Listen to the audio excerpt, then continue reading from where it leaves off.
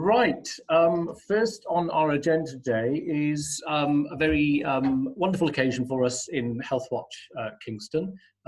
As many of you will know, we have been working with colleagues across our Time to Change Kingston partnership for the good part of 2 years now. Is that right, Tony, Persephone, Liz? All right, it took us some time to get there, but we got there in the end. We are today going to celebrate signing the Time to Change Employer Pledge, which actually signs up our organisation to delivering a Time to Change Employer Pledge action plan. And part of our deliverables on that action plan are to have a public event like this where we can actually sign officially. And our chair of the board, Liz, has very kindly recorded a signed virtual clip, which we're going to share with you as part of this event, because obviously we're rather challenged at the moment meeting in person. So Liz, before we show the clip, do you want to say anything, or would you want to say something after the clip? I'll hand to you for a moment if that's... I think the clip virtually speaks for itself. I mean, we'd have loved to have had a signing where everybody was in the same room, but of course, a virtual signing is important as well. And I guess the timing of this does tie in quite nicely with the fact that we've just had a national, in fact, I think it's a world focus on mental health, isn't it? Just in the last few days. So it just feels a very appropriate time for us to be signing up to this. When we do eventually, I guess, resume having some kind of office presence, and who knows when that will be, we will have the signed pledge up on the wall of our office, because it's important that everywhere that fulfills this pledge does make very visible their commitment to mental health. And certainly when I've been at the CCG, when we had the Kingston CCG over in Teddington, it was very noticeable that they had their pledge there in a very prominent place. So that's what we will be doing as well when we get back to actually being in an actual world rather than a virtual world. Okay, thanks, Liz. Okay, so in interest of time, Jamie, could you possibly share the clip that Liz has sent us? Yes, 1 second. Hopefully it'll work. Healthwatch Kingston has been involved with Time to Change since 2018 as an unfunded hub, and then we have been part of a successful bid.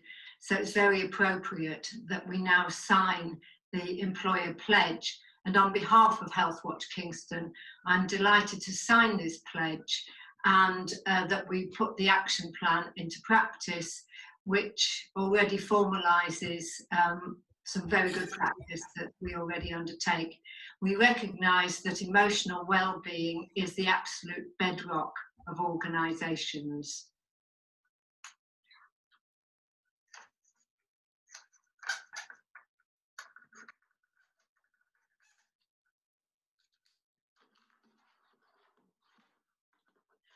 The 10th of October was World Mental Health Day, and several of our local mental health champions spoke very movingly about their experiences and their challenges with their mental health and the things that they have found that helped. And one of the most important of those was sharing their experiences.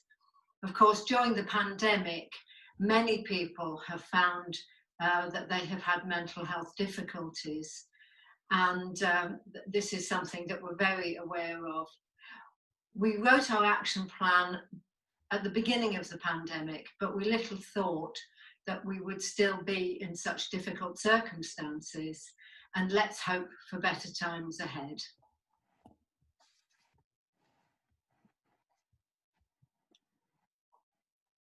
Thanks, Liz. That was actually sort of very nicely done, and I really appreciate the tasteful lighting as well that you'd arranged for the actual sort of the clip itself. So Thank you very much for that. If we'd had time to rerun it, I'd have worn a different T-shirt though. I didn't realise what I I've been thought you were through. well There coordinated. you go. It was very well indeed. So Oscar to Liz, thank you for that. Okay, as part of the process of signing the pledge, there's obviously an official chair, in this case, signing the actual pledge for us in a public way. But there's also a commitment to from a leader within the organisation actually to talk about mental health. And I'm going to do that today very quickly. I don't want to take up too much time because I'd rather listen to you rather than talk about myself, which is the usual thing for people who really have dealt with or are managing mental health problems. So bear with me while I actually sort of do this in front of you all today. So probably most of you know that I'm a gay man. If you don't, I am. Please don't fall over backwards off your chairs, all the rest. Yeah, I know somebody's yawning. Okay, so as a gay man, gay men are 4 times more likely to have either suicidal thoughts or commit suicide.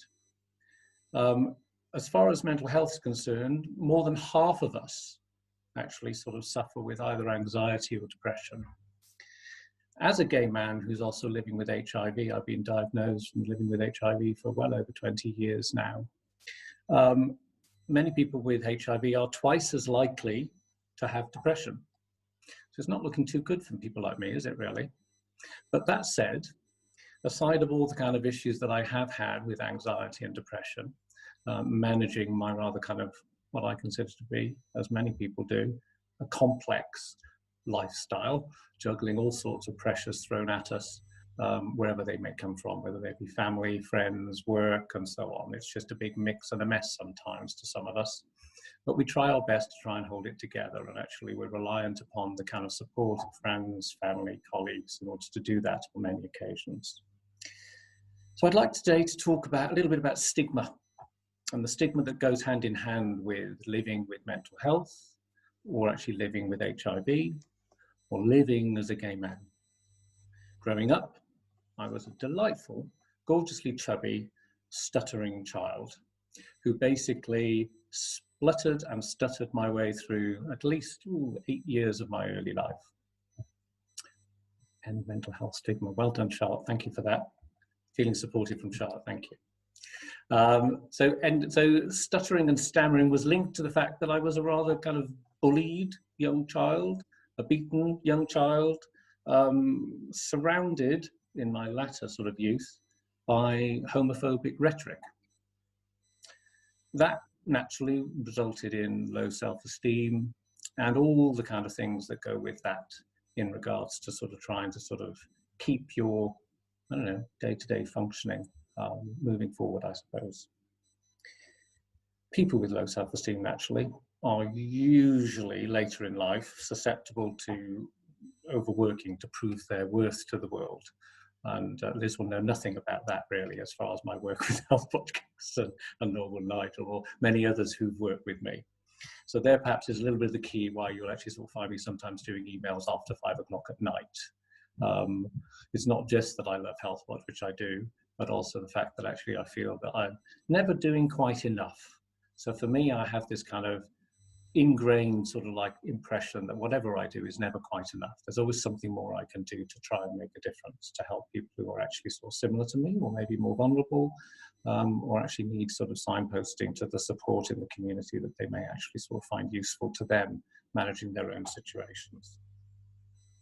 So as I'm talking about work, I'd like now to maybe make a link to the fact that we pledge as part of this kind of process to change the way we think and act about mental health at work. So I'd like to just say a few words about my fantastic team at the office, the staff first, who themselves, believe it or not, since lockdown, have enlightened me about all sorts of kind of challenges that they're dealing with during the actual COVID response. And I've actually sort of had some big brother insights into what you know, various team members' real lives are like through the screen, obviously, but actually, and we've had plenty of time to sort of discuss some of the kind of challenges that staff are managing and juggling with regards to their life as well. And I think they've been such a strength to me and a strength to the organisation, because their resilience against the backdrop of all the challenges that many of us are facing hasn't gone unnoticed. I very much appreciate all that. And I would say equally as much for all of our volunteers and supporters and those who've engaged with us during this difficult time as well, to help promote the work of Healthwatch, to make sure that people locally are being provided with a space that they can have a voice to actually share their experiences of local services. Very quickly before I wrap up, is there anyone in the staff team that wants to share a little bit about what their mental health has been like during COVID? Working? I'm excluding Persephone, because Persephone does it all the time. Nobody else? Okay. I could, if you guys can hear me. Yes, we can hear you, Cassia. Please do. Yep. Yeah. Firstly, thank you, Stephen. I think what you've said is incredibly powerful, and I'm sure would resonate with a lot of people.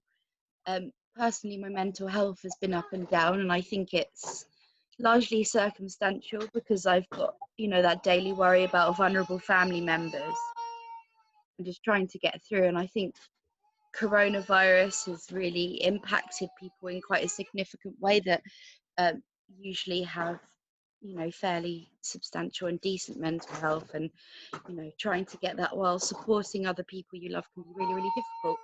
So I'm really pleased that Healthwatch today is signing this pledge, and that there's amazing work going on with lots of groups, including Create for Mental Health from Justin, and lots of other organisations raising awareness about this issue. Thanks, Cassia. That's very nice of you to share that. So we've got a range of things. So was that you waving, Jamie, or not? Yes, it is you waving. Okay, go for it. I was just going to say thanks very much for sharing, Stephen. It was really nice to hear from you, and that I felt extremely supported by Healthwatch Kingston throughout. I've been working here for about a year now. Yeah, especially during lockdown, I think the whole team have had to adapt, and we've all pulled together in a really great way to support each other. So thank you. Thanks, Jamie. Rona, very, very quickly, you've got your hand as well. Oh gosh, they're all doing it now. Okay, right, fine. Rona first, then Candy. I'm not going to exclude anybody at this point. Yeah, I have problems with anxiety and depression, and I weaned myself off antidepressant medication in 2018. Quite proud of myself for the fact that I'm still not returned to antidepressants, and I'm managing my mental health reasonably well in the COVID situation by volunteering. As much as I love my work, and I'm doing lots of work everywhere, but I'm also doing quite a lot of volunteering and supporting others in the community. So that's how I'm managing my own mental health at the moment. Thanks for sharing that, Rona. And finally, Candy. My COVID experience has been a COVID plus. For those that don't already know, my parents were knocked down by a van at the end of April. So my mum broke her hip, her back, her pelvis, and had extensive brain damage, and has had to learn to talk and walk again. Aside from that, I've also had 2 ambulance trips to A&E, and have been through just about every service, hospital service, and dilemma that COVID has had to throw at us, under the backdrop of being a single mum and trapped in my house with my 2 children, which I wouldn't wish on anyone. So it's been, I mean, they're delightful, but it's been an absolute struggle. And as you can imagine, those kind of pressures have been hard, and especially trying to navigate an NHS system remotely, where all you've got is a telephone. And unfortunately, my mum couldn't speak for several months.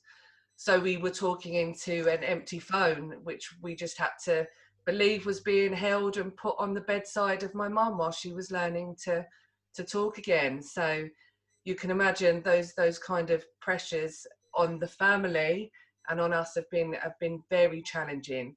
And yeah, it's been, my mental health has been tested. It's been tried and tested But I do have a very good team, which I'm hugely grateful for. And we've all sort of mucked in and supported each other together. So, you know, thank you, Stephen, for what you said and for giving people sort of an opportunity to share what they've been experiencing. But you've been an absolute rock for all of us. Thanks, Candy. Okay, on that note, a nice note, we're going to move on to another part of our agenda, but thank you very much for joining us today, all of you, to actually celebrate the signing of the pledge. I know we'll do our best, and the board will be watching us do our best, making sure that we're supported to do so, to actually sort of deliver the actual action plan itself. Naturally, we sort of had planned to start it a bit sooner, so we're running a little bit behind on our action plan for already, but we'll catch up in due course. I mean, just to illustrate how we're weaving this into our day-to-day, working on our annual, on our staff team weekly meeting agenda every week. There's a standing item which asks people if they need any support, and that's usually a twofold. One is operational needs for the week, or since last week, and the other is very much an open invitation for staff members to contact me after the meeting if they wish to discuss any of their mental health challenges that might be emergent or ongoing. So we're very much signed up to the process of integrating and raising awareness of mental health and the support needed for mental health within our workplace.